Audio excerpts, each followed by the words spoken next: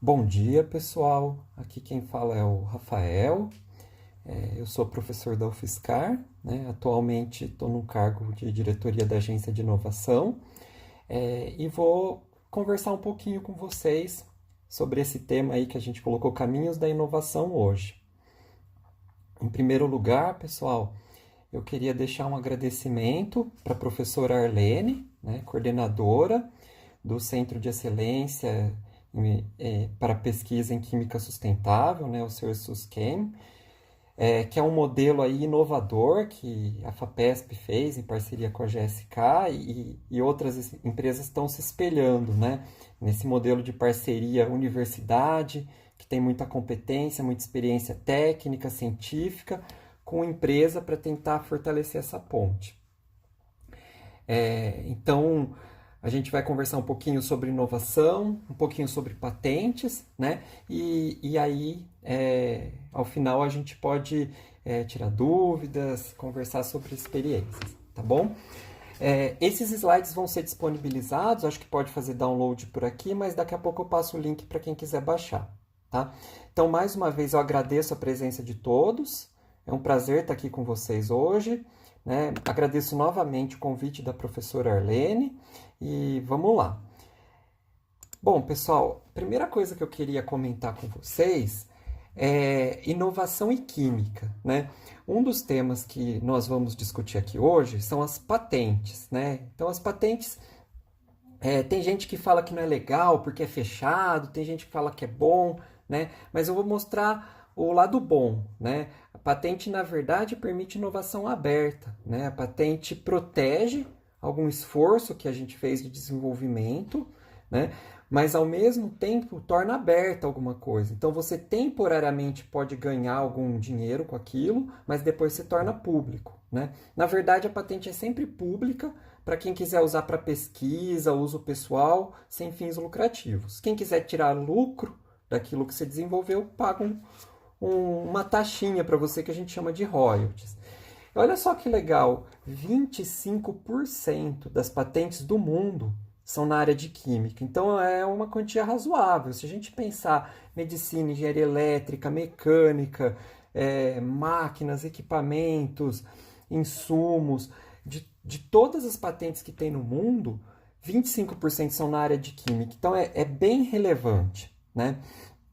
Então, essa informação eu tirei aí de um seminário que a gente fez aí pela Agência de Inovação da UFSCar em parceria com o Escritório de Patentes. Inclusive está disponível, depois vocês podem procurar nas redes sociais da Agência de Inovação da UFSCar. Então, química orgânica, biotecnologia, fármacos, polímeros, alimentos, né? E por aí vai. Aqui são alguns exemplos. E aí, pessoal, olha só. Aqui eu coloquei apenas 4 exemplos, né, de fármacos que têm patentes, né? Esse, por exemplo, esse rituximab, né, é um medicamento contra câncer, né? Um medicamento aí usado no tratamento de câncer, né? E ele tem uma venda estimada aí em 2018 em 4,3 bilhões de dólares. Mas o que eu queria comentar é que se a gente for olhar a documentação científica, quanto custa para desenvolver um medicamento? Em geral, né, é na faixa aí de 1 bilhão de dólares para desenvolver um medicamento. Tem vários artigos, né, falando sobre isso. Alguns medicamentos custam 100 milhões, outros 500, outros 800, alguns custam 3 bilhões para serem desenvolvidos.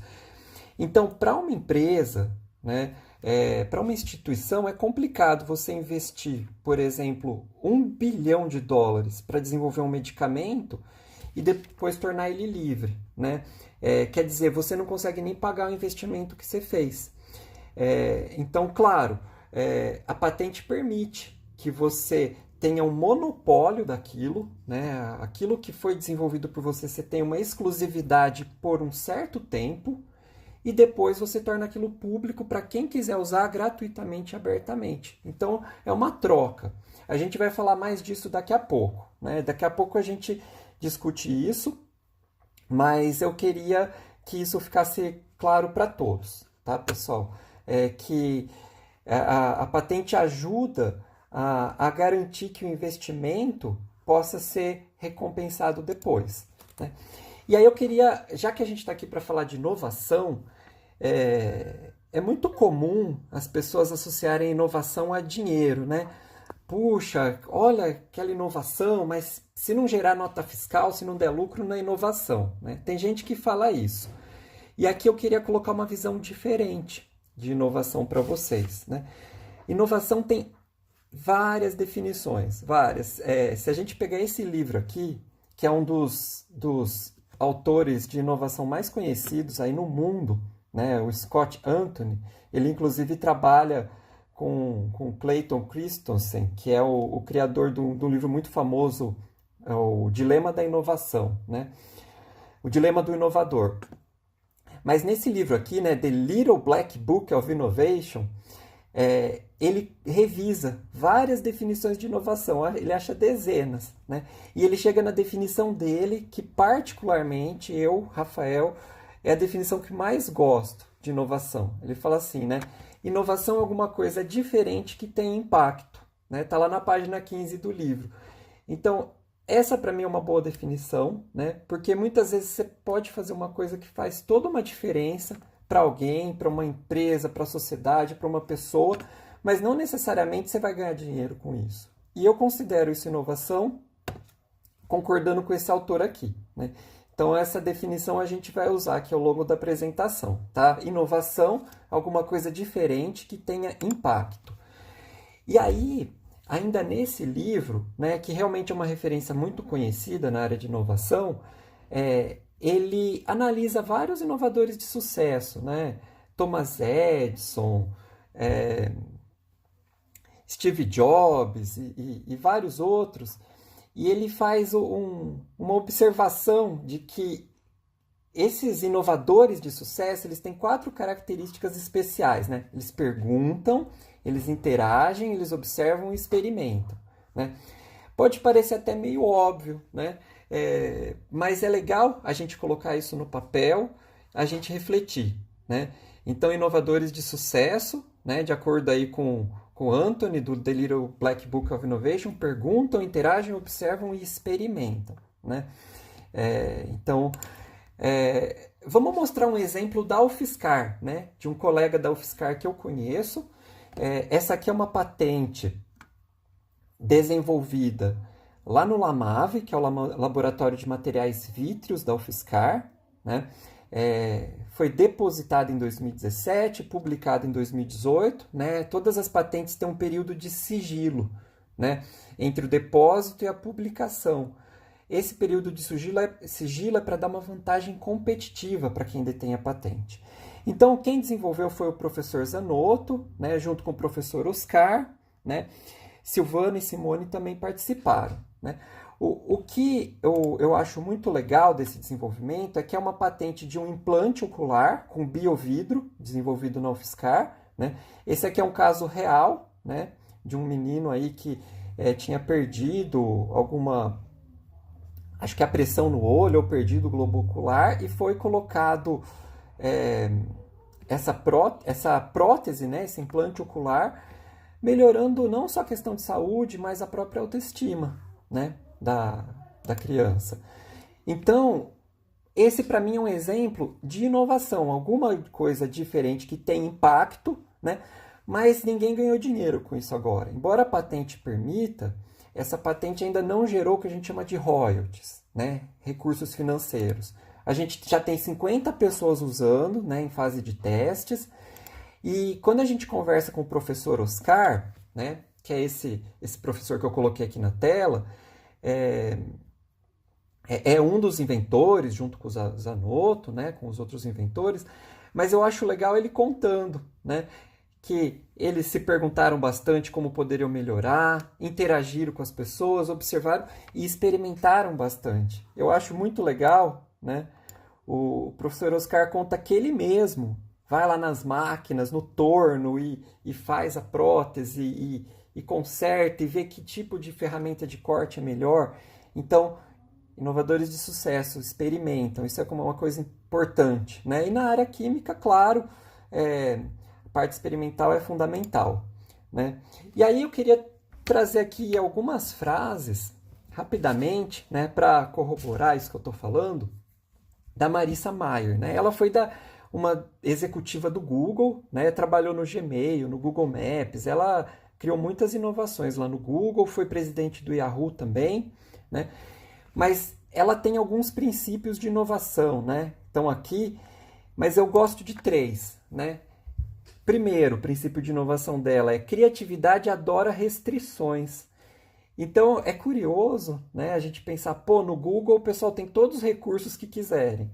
Não é verdade, né? O pessoal vê que às vezes trabalhar de forma um pouco mais limitada, às vezes a gente acha soluções criativas, né? Não é porque a gente tem orçamento infinito, recursos infinitos que a gente vai fazer alguma coisa boa, às vezes até pior, né? E nisso a gente tem que reconhecer que nós brasileiros temos o jeitinho brasileiro, mas no melhor sentido, né? O jeitinho brasileiro de achar uma boa solução com pouco recurso, né? Então, criatividade gosta de restrições. Compartilhe o máximo de informações que você puder, né? Ficou um pouco torta a minha anotação aqui, mas tudo bem.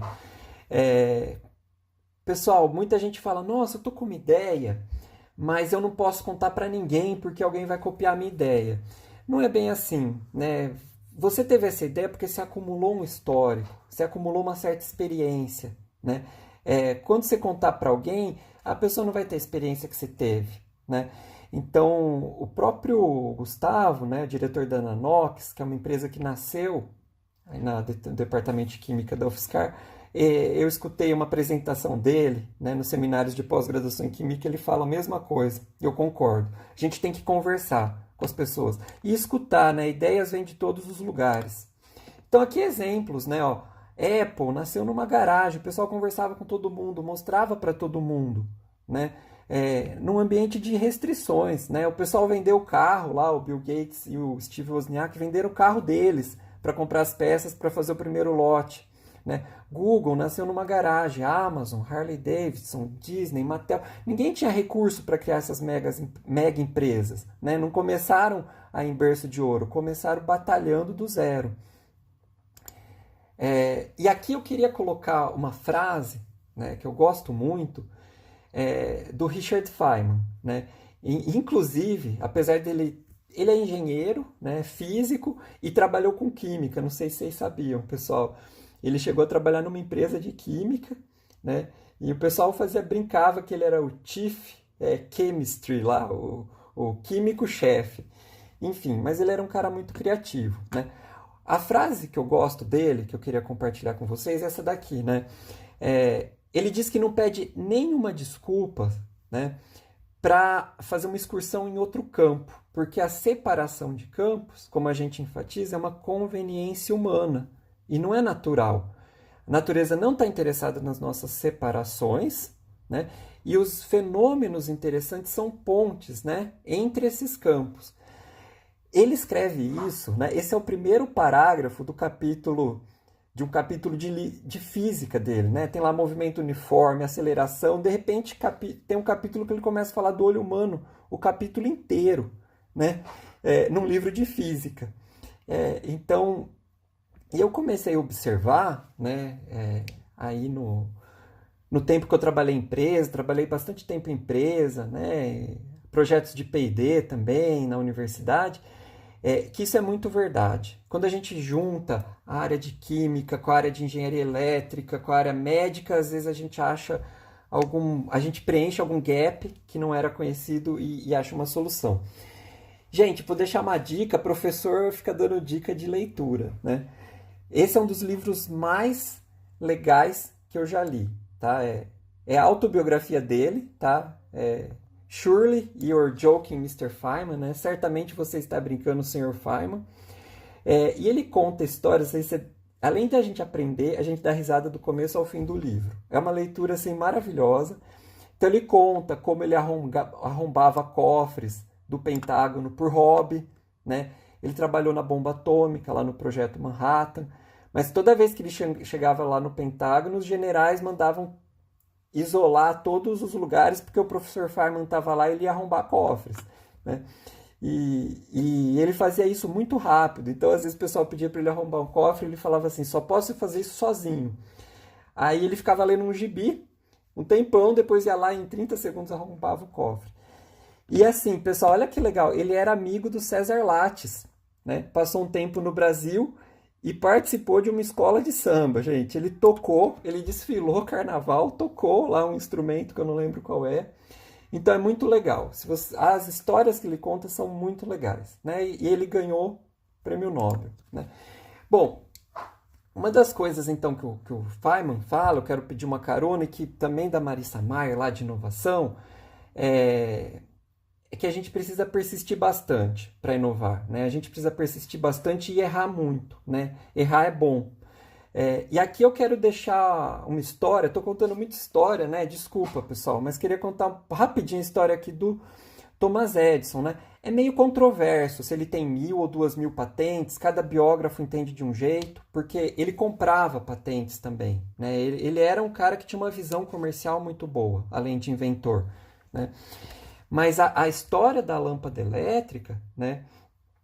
Ele nunca falou que errou, né? 1.200 vezes, né? Para quem conhece a história, ele tentou 1.200 formas, né, de fazer o filamento lá da lâmpada incandescente, e só depois de 1.200 tentativas, formas, testes, ele conseguiu algo razoável, né?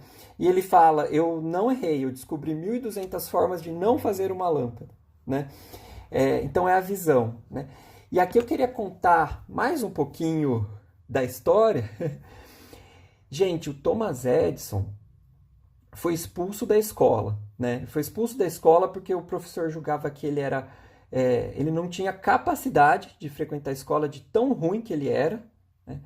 E a mãe dele não contou isso para ele. A mãe dele mentiu para ele, num bom sentido. A mãe dele falou assim: olha, meu filho, você é tão bom, você é tão genial que você vai ter que ter aula comigo em casa, né? A escola não consegue te ensinar. E a mãe dele ensinou ele em casa e ele se tornou quem se tornou, né? Ele, na verdade, quando criou a lâmpada elétrica, ele já tinha patente a tecnologia do gerador, do interruptor, do sistema de transmissão, do sistema de cobrança, tudo, né? Claro, ele tinha uma equipe boa também. E ele foi descobrir isso, que eu estou contando para vocês, quando a mãe dele morreu. Ele achou uma carta que um professor deixou, né, expulsando ele da escola porque teoricamente ele não tinha capacidade. Então, a gente precisa aprender a valorizar o erro, né? E o movimento maker, hoje a gente tem o movimento maker, né? Inclusive o professor Ronaldo, né, aí do DQ, trabalha com impressora 3D, faz protótipos de microfluídica com peças feitas em impressora 3D. Então, essa questão de movimento maker é o pessoal que gosta de criar dispositivos, criar tecnologias, inclusive de laboratório, né? E o pessoal fala, né, o caminho para a inovação passa pelo erro, né? Aprenda a errar do jeito certo, né? Então, eu coloquei aqui alguns livros que falam um pouco disso, tá? Esse Mindset fala um pouco disso, é um livro muito bom. Esse livro Outliers é outro livro muito legal, ele fala também bastante de como que o pessoal se torna um gênio, né? Outlier é aquela pessoa que a gente fala que é uma pessoa fora de série, né? Uma pessoa, pô, aquele cara é genial num assunto específico. E o que é muito legal que ele relata nesse livro foi uma pesquisa aí compilada de várias pesquisas científicas, é que você pega Mozart, você pega Leonardo da Vinci, ninguém nasceu gênio, né? O pessoal desenvolveu isso com muito trabalho, né? Muito trabalho, muito esforço, muito erro, né? Então o Einstein fala isso, né? Uma nova ideia aparece de repente de um jeito intuitivo, né? Parece que você teve uma ideia de gênio, mas a intuição não é nada mais que o resultado de uma experiência intelectual anterior.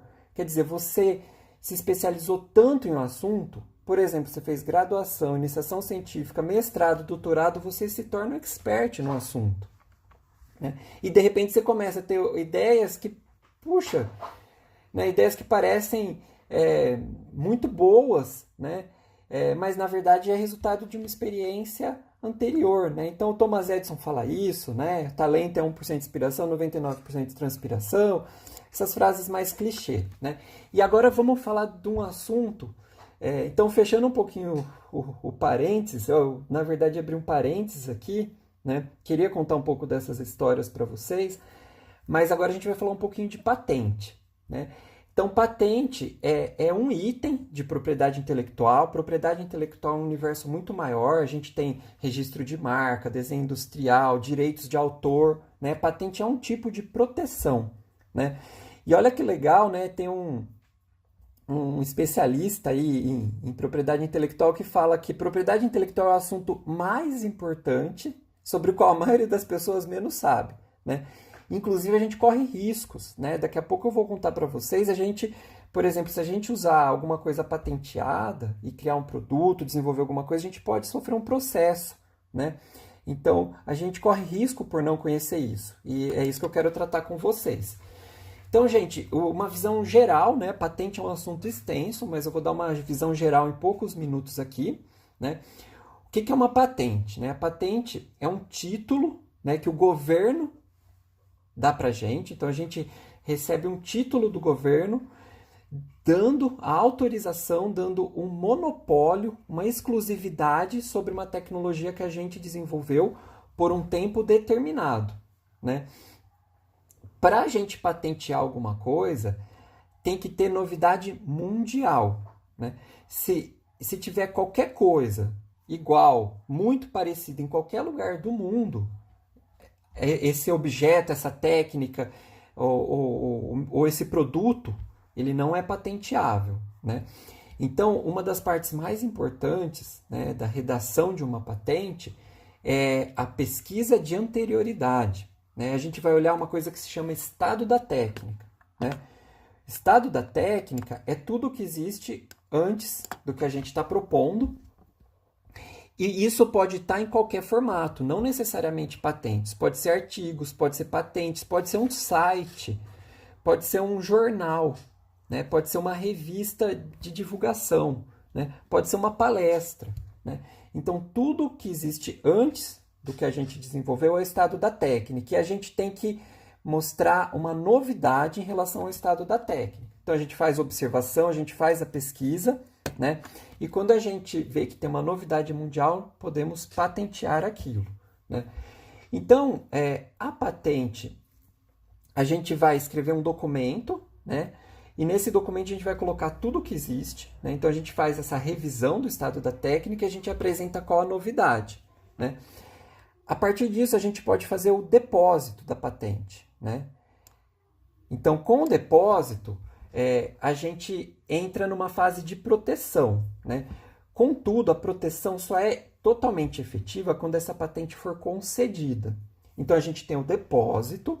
Depois do depósito, a patente passa por um período de sigilo. Depois, ela passa pelo exame. Isso pode levar alguns anos. E aí, ela é concedida. Porém, a proteção vale a partir da data de depósito. Então, se a gente depositar uma patente amanhã, a proteção que eu tenho é a partir de amanhã, né? Embora a gente só vai ter a certeza absoluta disso formal na concessão, né? Por isso é bom, né, é fundamental uma boa pesquisa do estado da técnica para a gente estar seguro do que a gente está fazendo.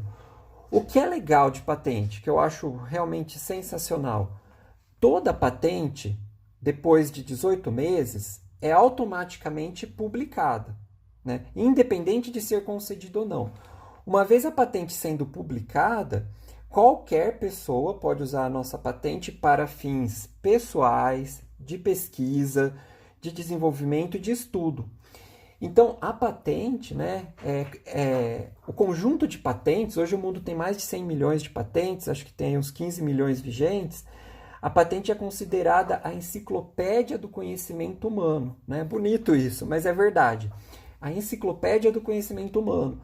Você quer saber como que alguém desenvolveu uma droga, por exemplo, um processo químico na indústria, tudo que está patenteado, você pode ir lá e olhar. Por quê? Porque um dos requisitos para ser patenteado é a suficiência descritiva, né? Então, um técnico no assunto tem que ler a sua patente e ser capaz de replicar, né? Se a sua patente for obscura, não contar realmente como funciona, ela pode até não ser concedida. Então, a patente, depois desses 18 meses do depósito, a gente tem a patente pública para quem quiser pesquisar ou usar. Porém, se alguém quiser ganhar dinheiro com a sua patente, se alguém quiser criar um produto e vender, colocar no mercado, aí ela precisa licenciar. Aí a gente vai pegar a patente e vai fazer uma coisa que se chama licenciamento, através do processo de transferência de tecnologia. E a gente recebe royalties. Né? O que é o royalty? É uma pequena porcentagem do lucro sobre um produto vendido com base na nossa patente. Tá? É importante. A patente é territorial. Então, se eu tenho uma patente no Brasil, ela não vale nos Estados Unidos, não vale na Europa. Eu preciso depositar a patente em cada país que eu quero proteção. Nesse livro aqui, é um dos livros aí bastante conhecidos na área de patente, o Patent It Yourself. Eu gosto do que ele escreve, é meio agressivo, mas o autor escreve assim, a patente é uma arma de guerra, por isso que eu pus as espadinhas aqui, né? Por quê? Você vai usar a sua patente, se você quiser, vamos colocar assim, entre aspas, discordar, brigar com alguém, né? Alguém, por exemplo, infringiu sua patente, né? Alguém está usando sua patente, está ganhando dinheiro com aquilo.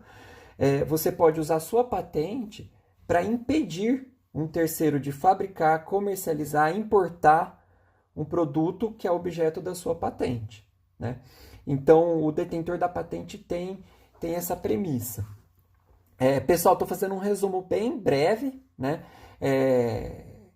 A UFSCar tem uma política bem legal, né? Para quem é da UFSCar e está participando, né? A UFSCar divide os royalties em 3, né? Então, 1/3 dos royalties recebidos ficam para a UFSCar, 1/3 vai para os inventores. Então, tem inventor na UFSCar que recebe bastante dinheiro em royalties e 1/3 vai para o departamento. Né?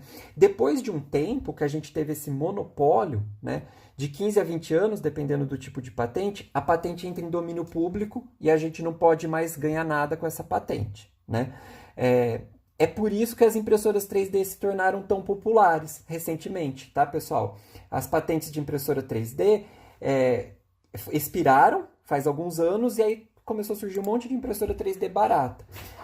Gente, a gente tem a patente, a gente pode ir lá e vender. Olha só, achei no Mercado Livre uma patente de um equipamento de fisioterapia por R$150 mil. Então, a gente pode, inclusive, vender a nossa patente. A gente pode licenciar, receber uma porcentagem do lucro, ou vender a patente. A patente também tem muita informação técnica relevante. Então, aqui é um exemplo, processo para amplificar sequências de ácidos nucleicos. Essa patente tem 10 mil citações. Né? Citações da DuPont, citações da Pfizer, Harvard, MIT. Então, a patente é uma informação tecnológica muito relevante. Né? Para quem faz mestrado, doutorado, se você pesquisa em artigos, olhe com carinho as patentes também. Pode ter muita coisa relevante. Tá? Pessoal, esse aqui é um exemplo de uma patente desenvolvida aí, por alunos de iniciação científica, né, que eu participei, foram orientados meus, né? Então, 2 professores, 2 alunos, né? É uma patente que foi depositada em 2014, concedida em 2018, né? De uma luva que mede a pressão de frutas, para dizer se ela está com a maturidade correta para ser colhida, né? É só um exemplo que eu queria mostrar para vocês que é acessível desenvolver, escrever uma patente, né? A gente tem a agência de inovação da UFSCar para ajudar quem quer, né? Você preenche um relatório e a equipe da agência ajuda na redação, né? Então, mesmo iniciação científica é possível. É esse o recado que eu queria deixar, né? E aqui eu queria colocar uma outra visão para vocês, né? Não fui eu que escrevi o que vocês estão lendo aqui, tá? Eu tirei de um site aqui, de um artigo lá do Sesc. Não faça como Santos Dumont, né? Santos Dumont foi um ícone, né? A gente sabe, um inventor brasileiro que muito nos orgulha, mas ele sempre fez muita questão de não patentear nada, né? Então ele queria que tudo que ele fizesse fosse livre, né? E por isso ele não fazia patente. Mas uma das controvérsias sobre quem inventou o avião é exatamente por causa disso. Não estou culpando ele, pessoal, mas ele fez a demonstração lá do 14 bis e não quis patentear, né? Os irmãos Wright rapidamente fizeram a patente, né? Rapidamente patentearam a Flying Machine, a máquina voadora. Então, eles têm né, esse documento formal e jurídico dizendo que eles criaram a máquina voadora, enquanto Santos Dumont fez demonstrações públicas, colocou nos jornais. Né? Então, esse é um assunto longo, né? Mas para a gente refletir que a patente, na verdade, não fecha a tecnologia. Né? A patente abre a tecnologia, a patente torna pública a tecnologia. Tanto que algumas indústrias não fazem patente propositalmente para fazer segredo industrial. Né? Se você quer abrir, você faz a patente. Né? E se o Santos Dumont ficou extremamente frustrado com a questão do uso do avião na guerra, a gente sabe, e é até irônico, né? Porque se ele fosse o detentor da patente do avião, ele poderia proibir, né, a fabricação do avião com a patente dele. A penicilina é outro caso aí controverso, que alguns inventores da penicilina, lá, especialmente o Fleming, não queriam patentear, porque eles queriam que isso fosse aberto para toda a sociedade. Outros queriam, né? Mas o fato de ser patenteado não torna fechado, né? Isso que eu queria que ficasse claro para todos. Gente, alguns exemplos rápidos de resultados com patentes. Então, a gente tem aquele ketchup que você vira ele de ponta cabeça, não sai, né? O ketchup tem uma tecnologia ali patenteada que já gerou mais de 14 milhões, né, em royalties. Né? A empresa foi vendida por 14 milhões. O Post-it é patenteado. Então, gente, o que é patenteável? Né? Precisa ter atividade inventiva, né? Precisa ter novidade. O Post-it foi patenteado, é um diferencial, né? E ele vende bilhões, são bilhões de unidades por ano. Gente, o copo americano, quem não conhece o copo americano, produto brasileiro, ele não é patenteado, mas ele tem um registro de marca, é outro tipo de registro. E olha que curioso, já foram fabricados mais de 6 bilhões, né? Essa informação é velha, de 2010, mais de 6 bilhões de copos americanos fabricados. E uma empresa começou a fabricar um copo idêntico, só que de plástico. Né? Então a empresa detentora da marca, né, aqui do copo americano, acionou na justiça e um tribunal lá de São Paulo proibiu, né, a empresa que fabrica o copo idêntico a esse, mas de plástico, de fabricar, colocando multa de 10 mil reais por dia. Então olha como é importante a gente tomar cuidado, olhar o que existe antes de fazer. Né, para não infringir uma lei. Né? Esse aqui é outra coisa que muito nos orgulha, pessoal. Quem já foi no Tusca, quem já foi em evento, museu, o pessoal coloca aquela pulseirinha que não rasga. Né? Aquela pulseirinha é feita de um papel sintético, né, feita de resíduos plásticos, desenvolvida na UFSCar. Né? Então isso foi desenvolvido na UFSCar, né? Chama Vitopaper, em parceria com uma empresa que se chama Vitopel. Ele pode ser feito com papel reciclável, ele é reciclável, ele não rasga e é lavável. Tem inclusive livros infantis feitos com esse papel sintético, né? Desenvolvido pela professora Sati, com alguns orientados, né? com o Rodrigo Ravazzi, no departamento de engenharia de materiais. Isso gera royalties, tá? A UFSCar recebe royalties por isso. E olha que legal, esse papel, além de impermeável, dura mais, né? Ele gera uma economia de tinta. Quando a gente imprime com ele, a impressora gasta menos tinta, né? E ele é 40% mais leve. Para quem tem filho, né, eu tenho 2, imagina a mochila do seu filho aí mais leve, porque os livros têm um papel mais leve, que não rasga e você pode lavar se derrubar água, suco na escola. Né? Então, é uma tecnologia da UFSCar que muito nos orgulha. Uma outra coisa que eu queria comentar aí, que está patenteado, que eu acho que é muito relevante, aí de um colega nosso aí do Departamento de Química da UFSCar, o professor Ronaldo Faria, é a patente do teste, né, que faz diagnóstico de Alzheimer em 30 minutos, é um custo baixíssimo, né? Um custo aí baixíssimo. Foi desenvolvido, patenteado e ele foi feito no modelo PCT, tá, pessoal? PCT, Lembra que eu comentei agora há pouco que a patente ela é territorial? Isso, a patente é territorial. Só que a gente pode fazer um depósito PCT, né, reivindicando a data de depósito brasileira em outros países. Mas a gente precisa depositar em cada país que tem interesse, né? Então, uma possibilidade de estender a nossa proteção para vários países. Então, isso saiu no Jornal Nacional, em vários lugares. Uma tecnologia bastante relevante. E aqui eu queria fazer um alerta, pessoal. Um alerta porque esse aqui é um caso de uma empresa, né, de uma startup criada de alguns ex-alunos de uma universidade americana lá em Nova York, de uma impressora 3D que trabalha por agora eu vou me confundir todo. Fotopolinização, né? Então, ele cura uma resina através de ultravioleta e faz peças assim incríveis com altíssima precisão. O pessoal faz joia com essa impressora 3D usando resina líquida. O que acontece? O pessoal criou a startup, recebeu 3 milhões de dólares em pedidos, tá aqui. Começou a fabricar e vender a impressora, né? Até que então eles recebem uma cartinha de um advogado dizendo que eles violaram uma patente de uma multinacional. Então eles entraram num processo que a gente chama de litígio de patente. É um processo judicial, né? Em que alguém está te processando porque você está infringindo a patente dele, sem pagar os royalties devidos. Esses processos são caros, tá? São longos e são caros. Normalmente as empresas que não têm um suporte jurídico bom podem até quebrar. Isso está no documentário do Netflix, tá, pessoal? Se alguém tiver curiosidade, tem esse documentário no Netflix, chama Print the Legend, e ele conta um pouco dessa história. Então, por que é importante a gente trabalhar com patente, pessoal? Para nós nos resguardarmos, para a gente evitar um processo aí inesperado, né? Algum problema jurídico que talvez a gente tenha dificuldade em lidar. E também para conhecer o estado da arte. De repente, conhecendo o estado da arte, a gente tem uma ideia inovadora, né? A gente lendo bastante o que existe, a gente pode ter uma ideia inovadora.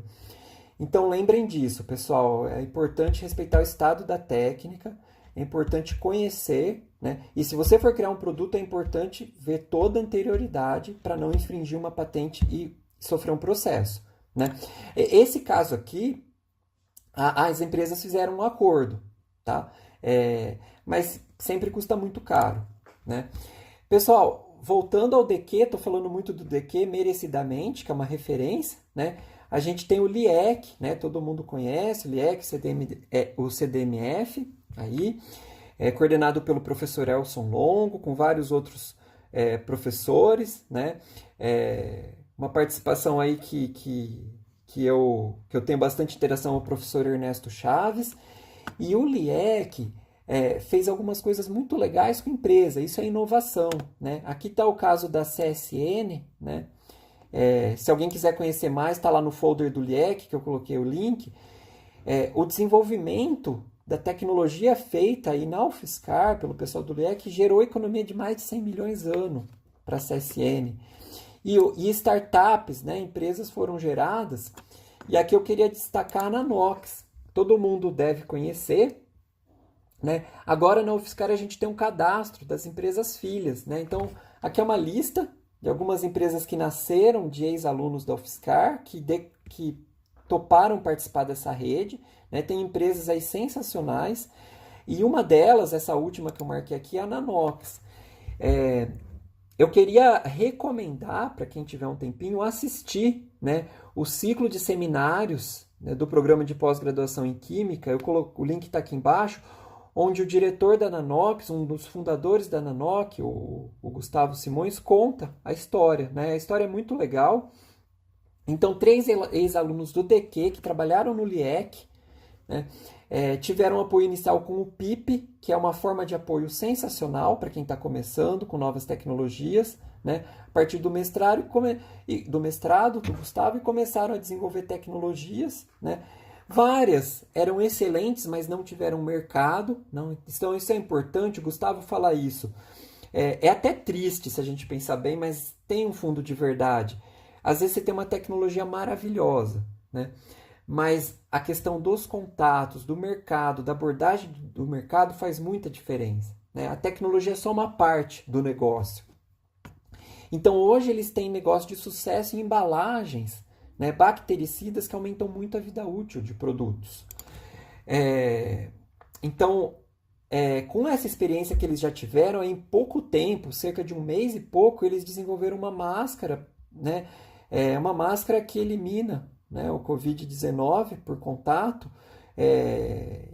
Então foi um desenvolvimento muito rápido com a experiência que essa empresa tinha, né? Saiu até no Jornal Nacional. E é outra coisa que orgulha aí a UFSCar e o DQ, o LIEC, né? O CDMF, porque nasceu com apoio da universidade, né? Se o pessoal não tivesse tido acesso ao conhecimento, ao aprendizado na UFSCar, talvez eles não teriam criado a empresa nesse modelo. Pessoal, a gente tem outras spin-offs, né? Esqueci de comentar. A gente chama a Nanox de uma spin-off, né? O que é spin-off? É uma empresa que nasceu de dentro de um laboratório da universidade, né? Então, a Nanox acabou nascendo de ex-alunos, né? A Vetra também, que trabalha com biovidro, né? Materiais odontológicos e medicina, né? Nasceu de ex-alunos do Lamave. Essa aqui é uma outra empresa filha, spin-off, a TCP. Eu acho legal que no site da empresa está escrito, né? A TCP Engenharia Física é uma spin-off da Universidade Federal de São Carlos, né? Então está aqui o Henrique. O que eu acho legal é ele trabalhou em iniciação científica e TCC nesse dispositivo, que foi patenteado, e hoje a empresa dele vende esse produto em nível mundial, com uma tecnologia desenvolvida em parceria com a UFSCar enquanto ele era estudante, né? Gente, queria comentar também que a Agência de Inovação da UFSCar está à disposição da comunidade para ajudar nas questões de propriedade intelectual, transferência de tecnologia, assessoria de comunicação para divulgar as tecnologias, né? Então, a parte de IPI a gente tem a Nayara, transferência de tecnologia a gente tem a Patrícia, tá? A gente tem a Tati aqui para ajudar a divulgar as tecnologias. Então, ela faz uma articulação, por exemplo, a patente lá do teste do Alzheimer foi para o Jornal Nacional, né? Articulação de negócios e questões de empreendedorismo, tá? Gente, talvez vocês conheçam, mas para quem não conhece, eu vou falar rapidamente, já está terminando a apresentação, tá? Existem vários caminhos de buscar apoio. A FAPESP tem várias linhas de apoio, se você tem ideia e quer inovar, quer criar um produto, né? Tem o PIP, que é sensacional, né? É um financiamento a fundo perdido, então o dinheiro não é um empréstimo, ele é dado para você desenvolver alguma coisa inovadora em pequenas empresas. O CNPq tem várias linhas, agora tem o mestrado acadêmico e o doutorado acadêmico para inovação, que inclusive o PPG que participa. A gente tem uma unidade em Embrapi na UFSCar, coordenada pelo professor Ernesto Chaves, aí do DQ, para fazer projetos de inovação em parceria com empresas, né? A gente tem o Centro de Pesquisa, o SUSCAN, né? FINEP, por aí vai. Se vocês querem desenvolver algo, né, procurem, que existem várias formas de apoio, né? E aqui, pessoal, quase finalizando, eu queria deixar algumas dicas, tá? Para quem quiser ir se distrair no final de semana, à noite, são dicas de livros e filmes muito legais, muito bonitos, né? Então esse filme Flash of Genius, é uma história real, linda, de um professor de engenharia que desenvolveu o limpador de para-brisa temporizado, porque não existia. Ele patenteou isso, né? E a Ford não reconhecia que isso era patenteado, né? A Ford copiou a ideia dele descaradamente, né? E ele entrou numa briga, numa disputa judicial enorme com a Ford, até que eu não sei se eu devo ou não contar o final para vocês, eu vou deixar no ar. Assistam o filme, o final é muito legal, né? É uma história muito legal mesmo, recomendo. E um outro filme real, de uma história real, esse aqui, Joy, né? O Nome do Sucesso. É de uma moça que teve a ideia do mop. Sabe, pessoal, aquela vassoura que você... Não é uma vassoura, aquele esfregão que você coloca num balde, ele seca, fica úmido, você limpa o chão, coloca de novo, ela gira e seca. Ela desenvolveu a tecnologia, patenteou, pensou nos moldes por injeção, tudo isso é tratado no filme, aí roubaram os moldes dela, etc. e como ela usou as patentes, é muito legal. Os dois filmes são muito legais. E aqui, sugestão de alguns livros para quem quiser procurar mais, tá, pessoal? Eu agradeço a atenção, era esse o recado que eu tinha para dar, né? Espero que tenha tido alguma informação útil para vocês, tá? Foi um prazer trocar essa ideia aqui com vocês. Quem quiser os slides, tem o link aqui. Quem quiser o meu contato, tem o link aqui, tá? Pode escanear o QR Code ou pegar o link. E espero que a gente possa conversar um pouco, caso alguém queira fazer perguntas. Eu não sei se a Arlene e o Lucas vão mediar, mas é isso. Muito obrigado.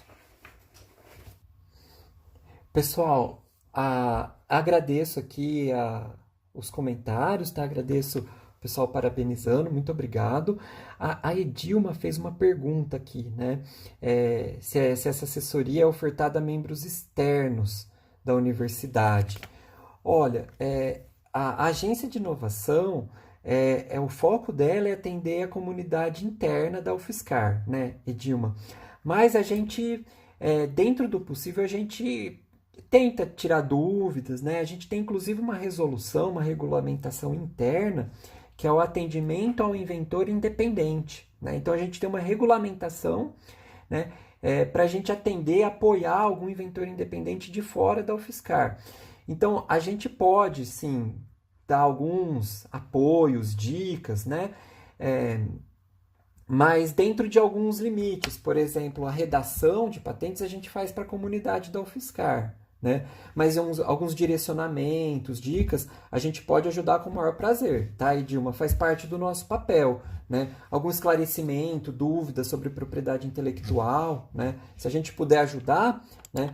Eu coloquei aqui o meu contato, tem o contato da inovação também, né? inovação@ufscar.br, se alguém quiser mandar mensagem. Deixa eu ver outras perguntas aqui. A Juliana está falando assim, né? Patente, que eu comentei que patente é territorial. Então, a tecnologia pode ser usada com fins lucrativos em outros países? Pode, Juliana. Isso é até engraçado, né? Vamos supor que você desenvolveu uma tecnologia, um composto químico, por exemplo, e você protegeu no Brasil, né? Então, no Brasil, você tem o monopólio daquilo enquanto a sua patente é vigente, mas em qualquer outro país, alguém pode copiar, usar e tirar, explorar comercialmente, né? Você não tem proteção em outros países. Por isso que quem é especialista em trabalhar com patente tem a estratégia de ver em qual mercado eu vou patentear. Eu vou pôr a patente nos Estados Unidos, eu vou pôr a patente no Brasil, na Alemanha e na Inglaterra, que são meus mercados potenciais. Mas é bem isso mesmo, tá? Você pode usar com fim... Qualquer pessoa pode usar a tecnologia da sua patente em outro país, né, que ela não esteja patenteada. E o contrário vale. Se tiver uma patente nos Estados Unidos que não está depositada no Brasil, ela pode ser explorada no Brasil, né? Tomando cuidado, né, que o inventor não tenha feito o depósito e você não tenha percebido. Às vezes o inventor também depositou no Brasil e a gente não percebeu. Aí a Luciele falou, né? Gostaria de saber como funciona o depósito de patentes em diferentes países, né? Um antigo projeto do laboratório que eu trabalhava foi depositado em 3 países. Luciele, então, esse assunto, cada país é de um jeito. Isso é meio complicado. Cada país é de um jeito, né? Se a gente for ver, as taxas não são caras, né? No Brasil, por exemplo, o inventor independente paga acho que R$100 para depositar, né? Mas o processo é caro e complicado. Como a gente não conhece o processo, né? Depositar patente nos Estados Unidos, você precisa de um representante legal nos Estados Unidos. Então, normalmente gasta-se aí, depende da patente, gasta-se às vezes R$50 mil para você ter um representante e que faça toda a tramitação para você nos Estados Unidos, né? Então, cada país é uma dinâmica e você precisa de um escritório que te representa em cada país, né? Então, provavelmente esse projeto que você está falando, né, teve um escritório que foi contratado. Então, tem vários escritórios, até no Brasil, que fazem representação internacional. Então, o escritório que você contratou vai lá e faz todo o processo para você nos outros países, tá? Espero que eu tenha respondido, Luciele. Qualquer dúvida eu posso esclarecer mais, né? Eu estou descendo aqui as perguntas, qualquer coisa o Lucas e a Arlene dizem que acabou o tempo, mas eu acho que dá para responder todas.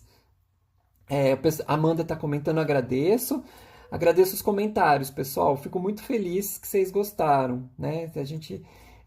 É bom que todos saibam esses conceitos, né? Aí a Mariana está colocando aqui.